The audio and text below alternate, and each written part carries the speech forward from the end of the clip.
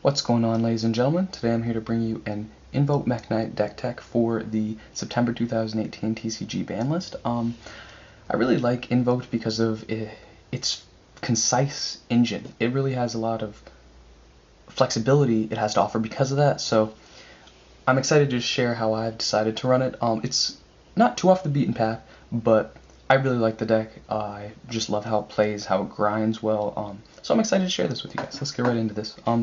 So of course 3 Alistair being the centric component of your engine, what your field spell searches out on summon, on normal summon, need I note, it searches out your fusion spell, and then in the fusion spell basically recycles this from the banish zone to hand, so just necessary to run, and it's also a hand trap to boost your fusions by 1,000, so it's just an incredible card, does a lot.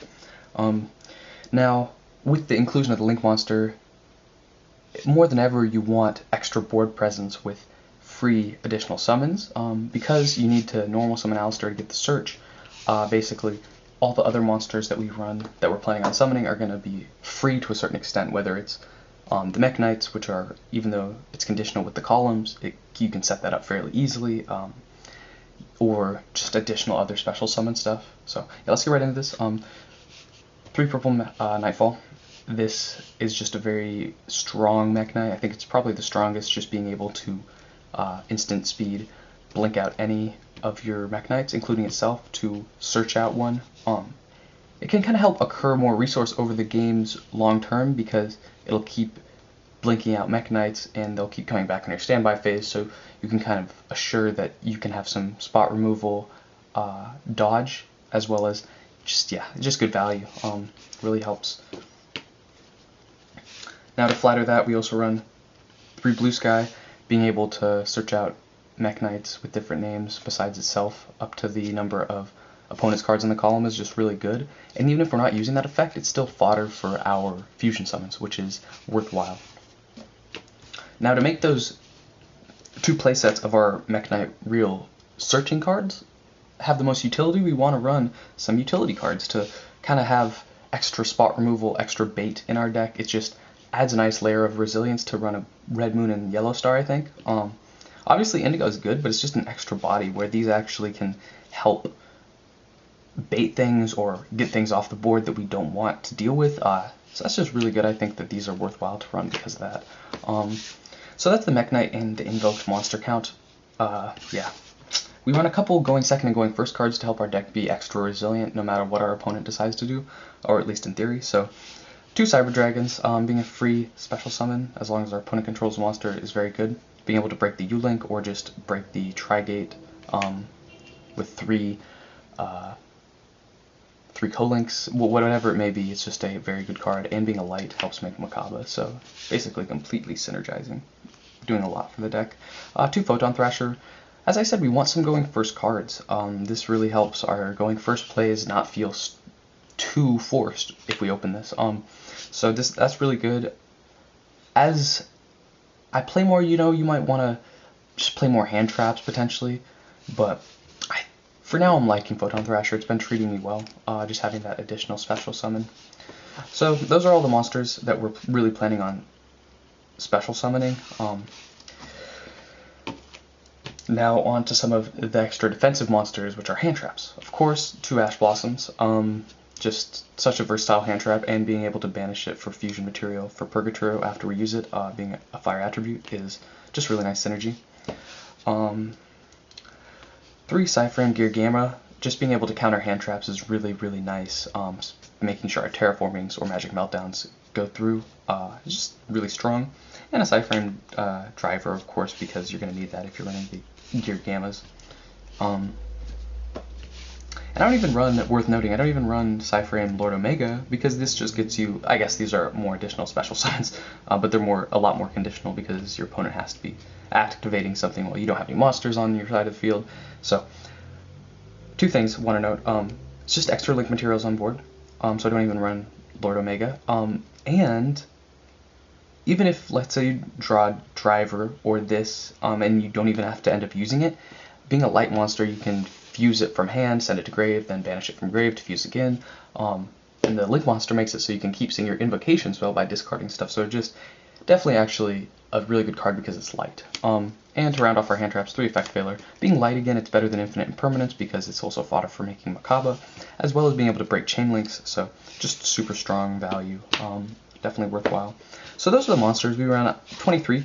It's a high monster count, but I think that it's probably the right play with the new Link monster being around. We want to make sure we can at least make a Makabe, if not have more resources to drop a few Makabes, so that sounds good to me.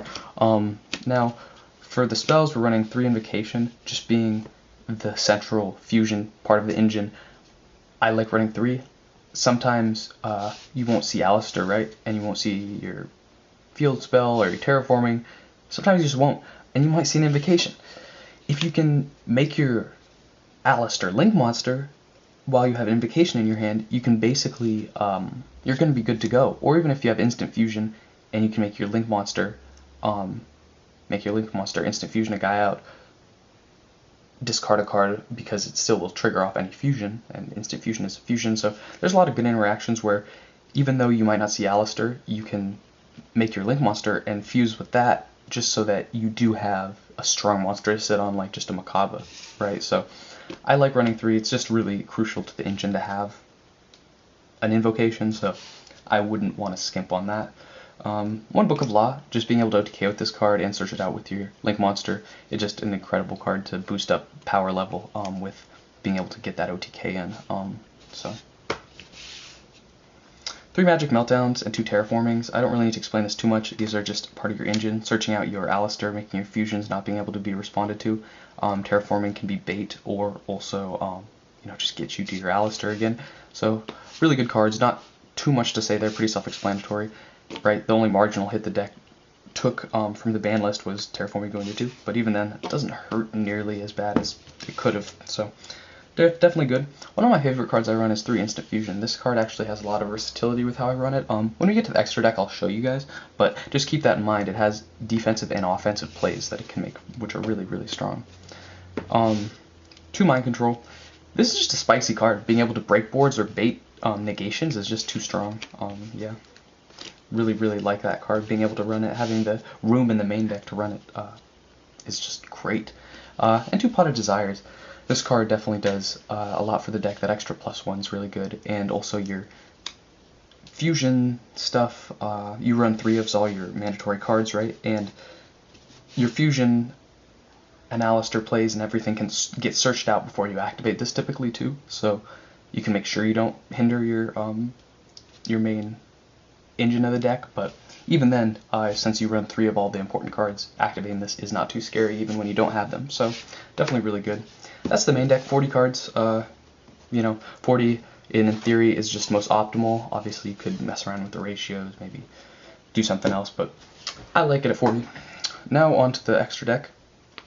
We have Makabe here in the TCG at 3. So I'm going to run 3. And the Link monster makes it so you can drop like 2 of these really easily in a turn. Even 3.